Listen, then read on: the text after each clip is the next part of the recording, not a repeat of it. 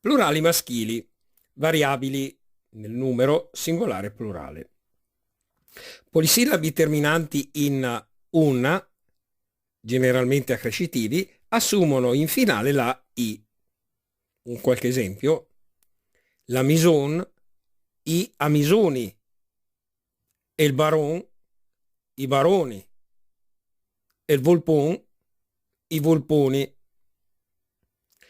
Polisillabi terminanti in assumono in finale tt, elidendo la n.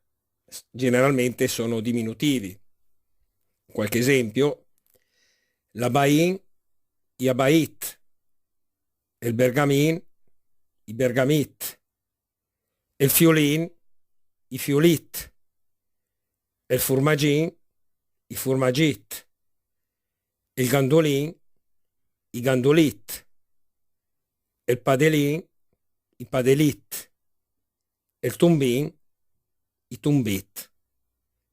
Vedremo dopo le eccezioni.